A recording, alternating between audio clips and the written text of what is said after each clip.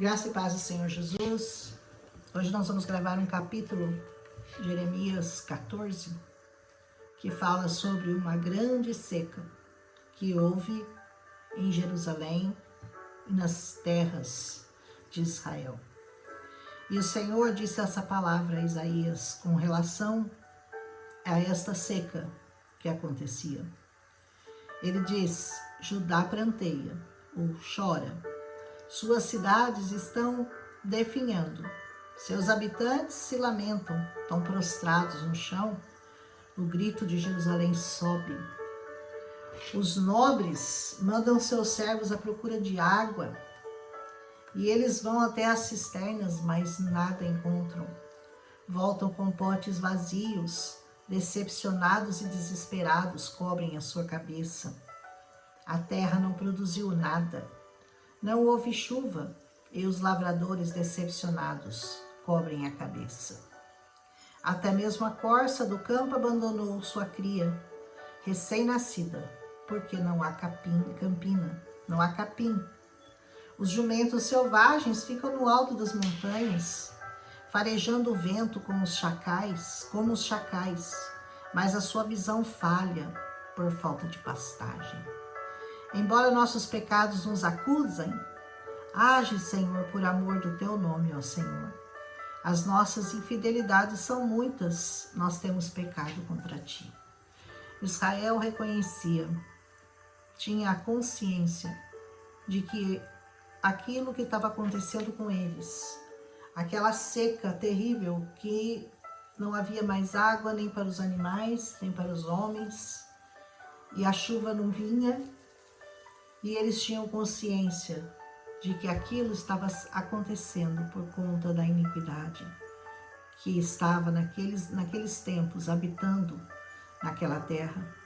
Então eles clamam, olha que interessante, ele diz: por causa das nossas infidelidades nós estamos passando isso, então nós não temos como nos aliviar diante do Senhor. Então, age por amor do teu nome, ó Senhor. Olha que interessante, né? Muito inteligente, né? Que não seja por nós, que não seja por causa dos nossos pecados, eu sei que o Senhor não pode agir, mas por amor do teu nome, o Senhor pode. Muitas vezes nós não sabemos como nos chegar na presença do Senhor. A nossa alma está tão ressequida, está mais seca do que esse campo aqui, ó. E nós sabemos, e nós temos consciência, que é por causa da nossa iniquidade, que é por causa do nosso pecado. Então nós queremos pedir ao Senhor que Ele haja, que Ele atue a nosso favor, não olhando para os nossos pecados, mas por causa do nome dEle, por amor ao nome dEle. Eles dizem: ó esperança de Israel, tu que os salvas na hora da adversidade, por que te comportas como um estrangeiro na terra ou como um viajante que fica somente uma noite? Porque você se comporta assim? Porque ages como um homem que foi pego de surpresa, como um guerreiro que não pode se salvar? Tu estás no nosso meio, ó Senhor, e nós pertencemos a ti. Não nos abandone. Olha o clamor de Israel, né? Haja por nós, Senhor. Olhe para nós, não pelo nosso pecado, mas pelo teu amor, pelo amor do teu nome. Assim diz o Senhor acerca desse povo. Olha o que o Senhor responde. Eles gostam muito de vaguear, eles não controlam seus pés, por isso o Senhor não os aceita.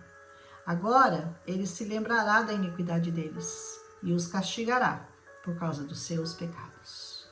Chega uma hora na vida da pessoa, na vida de muitas pessoas, em que a alma está tão ressequida, está tão seca, sem a água do Senhor, sem que ele tenha bebido da água, daquela água da palavra de Deus, que não há mais o que o Senhor fazer. A alma dele está muito, muito detonada, se eu vou usar essa palavra. Está muito destruída, não há mais o que fazer. Aí o Senhor me disse, e o Senhor disse para Isaías: Não ore pelo bem-estar desse povo. Uau! Às vezes o Senhor fala, nem ore por essa causa. Sabe por quê?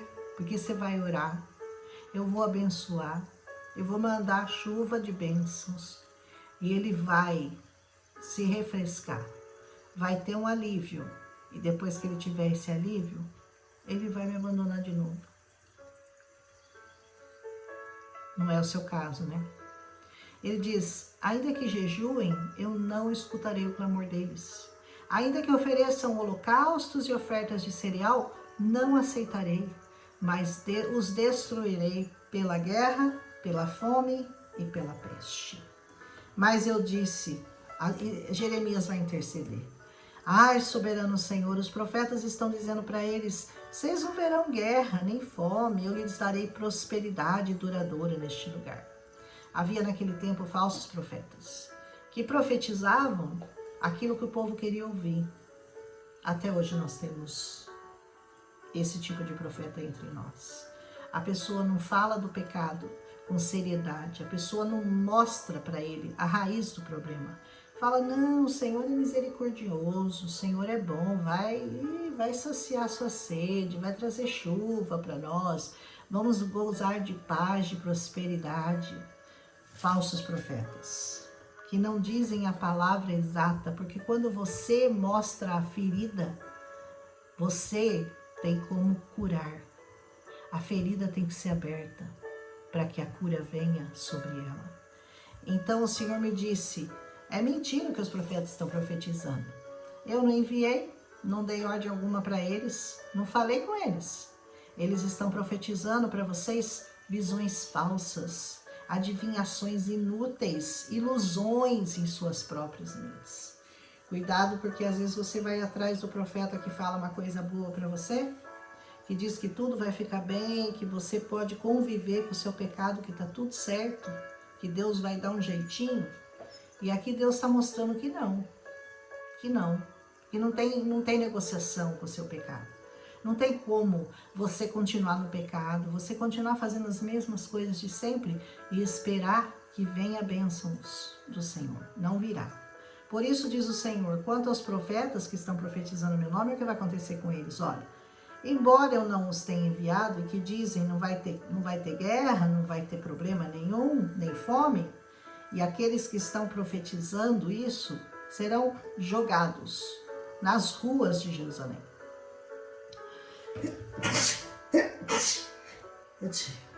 Saúde, amém. Por causa da fome e da guerra, e não haverá ninguém para sepultá-los. Sabe o que está acontecendo, o que vai acontecer um dia?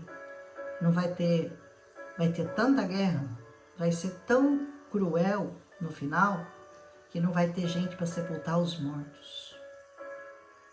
E ele diz assim, nem para sepultar suas mulheres e seus filhos e suas filhas, despejarei sobre eles o castigo que eles merecem.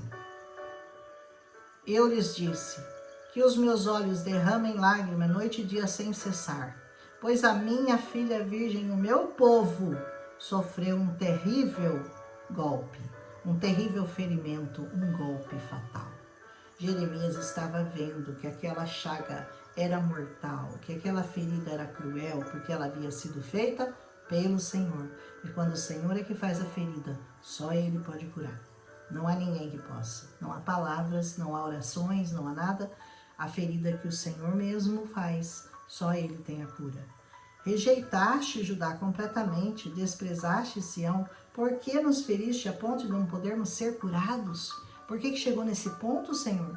Nós esperávamos a paz, mas não veio bem algum. Esperávamos um tempo de cura, mas somente há terror. Senhor, reconhecemos a nossa impiedade e a iniquidade dos nossos pais. Nós temos de fato pecado contra ti. Aqui a coisa começa a melhorar. Nós reconhecemos o nosso pecado, a nossa iniquidade e a iniquidade dos nossos pais que pecaram contra ti. Quando você começa a chegar nesse ponto, você começa a ser ouvido pelo Senhor e a sua cura começa a se aproximar. Por amor do teu nome, não nos desprezes, Senhor. Não desonres o teu trono glorioso. Lembra da tua aliança conosco e não a quebres. Eu não falei para vocês que Deus é um Deus de pacto, de alianças? E que ele não quebra o pacto? E por mais que aquele povo pecasse, fosse atrás de outros deuses, fizesse tudo que o Senhor havia dito para que eles não fizessem, ainda restava o compromisso do Senhor para com eles, que não pode ser quebrado. E eles sabiam disso. Eles conheciam o Deus que eles serviam. Entre os ídolos inúteis das nações, existe algum que possa fazer chover? Que possa trazer chuva? Tem? Tem algum Deus da chuva aí? Ele diz, podem os céus por si mesmos produzir chuvas copiosas? Somente tu podes, Senhor, nosso Deus. Portanto, a nossa esperança está em ti, pois tu fazes todas essas coisas.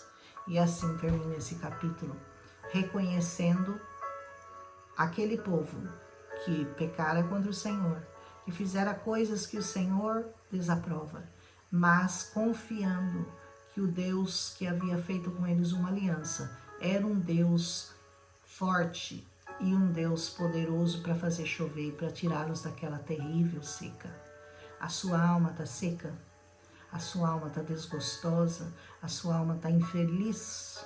Saiba que algum pecado te afastou do Senhor, porque onde o Senhor entra, não há lugar para tristeza. Só há lugar para gozo, para alegria, para paz, por pior que estejam as suas circunstâncias. A paz que habita em nós não nos abandona em tempo algum, porque o nosso Deus é um Deus de pacto, é um Deus de aliança e é um Deus que zela pelo seu nome, não o meu, o dele. Amém? Fiquem com essa palavra, meditem nessa palavra e que Deus possa mandar chuva de bênção para regar a sua alma ressequida. Em nome de Jesus.